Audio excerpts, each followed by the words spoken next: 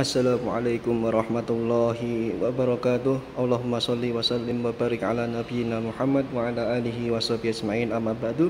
Na'am, ahlan wa sahlan wa marhaban bikum jami'an, tulab santri kelas 10 KMI putra dan putri yang saya muliakan. Insyaallah materi kita di mata pelajaran fikih ini terkait dengan babul idqi, yaitu bab pembebasan budak atau hamba sahaya.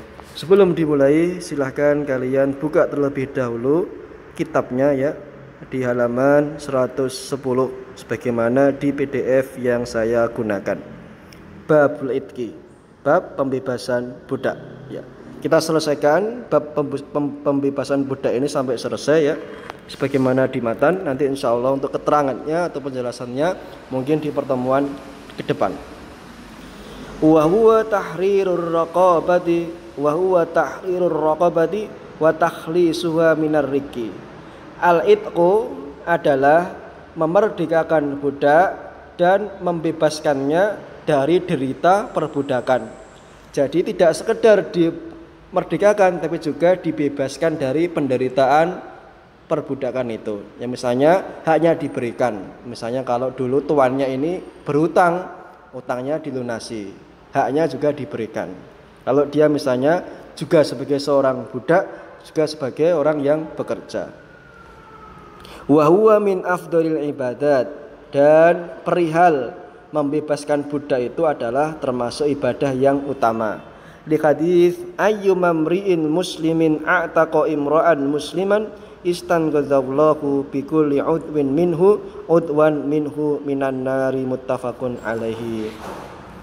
Seorang muslim mana saja yang membebaskan budak muslim, maka Allah akan menyelamatkan setiap bagian tubuh budak tersebut sebagai tebusan setiap anggota tubuhnya orang yang membebaskan itu dari panas api neraka. Muttafaqun alaih. Berikutnya, wasu'ila Rasulullah sallallahu alaihi wasallam ayyur riqabi afdal, faqal aghlaha thamanan wa anfusaha inda ahliha. Bahwasannya Rasulullah Shallallahu Alaihi Wasallam pernah ditanya, budak mana yang paling utama dalam tanda kutip untuk dibebaskan, maka beliau menjawab, budak yang paling mahal harganya dan paling disayangi pemiliknya atau yang memiliki kedudukan tinggi di sisi tuannya. Berikutnya, wayah sulul idqu, dan pembebasan budak terjadi atau didapatkan dengan bil qauli wa huwa lafdhu al idqi wa ma fi makna, dengan perkataan, misal lafadz aku membebaskanmu wahai budakku, atau pembebasan, dan kata-kata lain yang semakna. Yang pertama dengan al qaul, diucapkan. Tuan mengatakan kepada budaknya, wahai fulan, kamu budakku, hari ini saya telah membebaskan dirimu, sekarang kamu merdeka. Itu contoh dari al-qaul.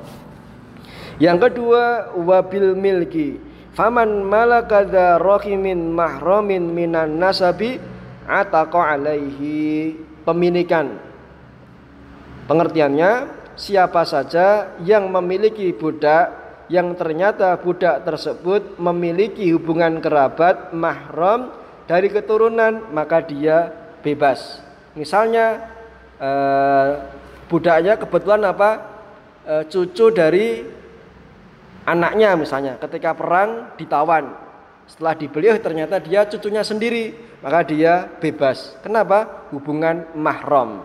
Atau budak perempuan, ternyata dia hamil dan melahirkan putra dari tuannya, maka otomatis budak perempuan ini merdeka atau bebas, wabil milki. Kemudian yang ketiga, wabit tamtsili bi abdihi bi qat'i udwin min a'dha'ihi au tahrikihi, dengan cara memutilasi atau menyakiti budaknya atau menyiksa budaknya, baik dengan memotong salah satu anggota badannya atau tubuhnya atau membakarnya. Maka kesadisan, kekejaman tuannya ini terhadap budaknya otomatis mengakibatkan si budak bebas. Karena terkandung unsur zalim, dan biasanya yang membela si budak adalah hakim atau qadhi. Baik, berikutnya mungkin sampai yang keempat ya. Wabis siroyah. Apa itu siroyah? Maksudnya adalah seorang budak memiliki dua orang tuan. Tuannya yang satu ingin budaknya bebas, misal gambarannya seperti itu. Kemudian tuan yang kedua tidak. Maka agar ingin budak yang pertama atau tuan yang pertama ini bebas budaknya, maka mau nggak mau dia harus membayar seharga berapa dulu ketika mereka berdua membeli budak ini untuk menutup harga yang awal supaya si budak ini bisa bebas atau diberikan harga ganti harga ya. Itu gambarannya seperti itu. Namanya siroyah. Agar lebih jelas kita baca hadisnya.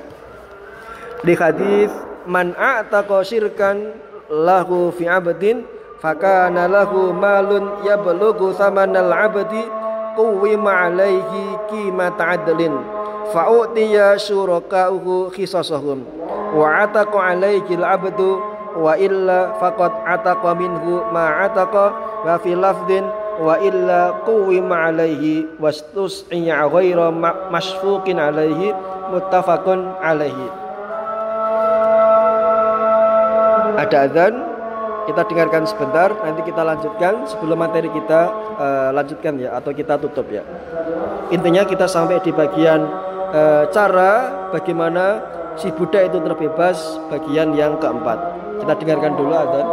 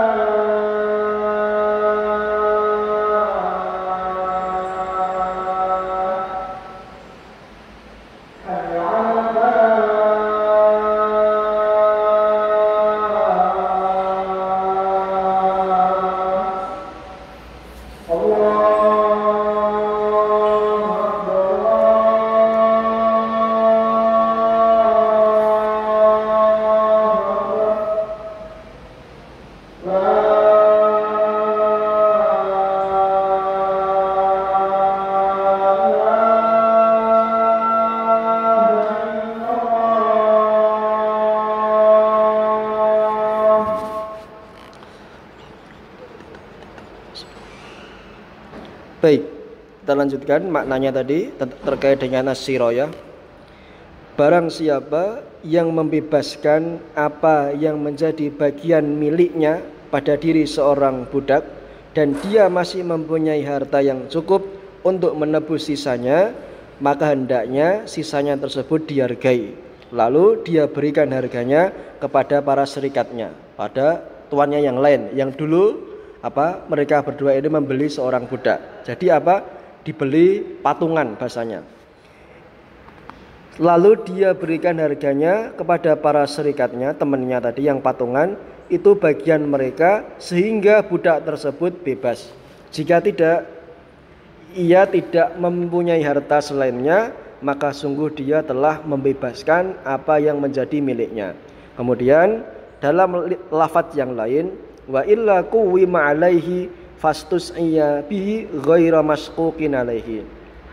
Jika tidak atau dia tidak mempunyai harta lain, maka bagian sisanya dihargai, lalu budak tersebut diberi kelonggaran untuk menebus pembebasannya dengan tidak dipersulit. Muttafaqun alaih. Intinya ya, ketika ada dua orang patungan membeli seorang budak, ini gambarannya di zaman dulu, maka ketika sudah dibeli, si A ini tuannya memiliki bagian 50% dan si B tuannya juga memiliki bagian setengah-setengah.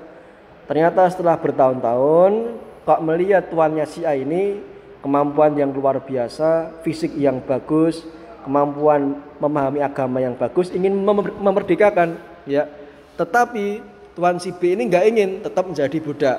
Maka niatnya si A ingin membebaskan si budak ini, dia mau nggak mau harus membayar ganti rugi uangnya kepada tuannya si B yang sebetulnya temannya tadi, biar budaknya bisa bebas.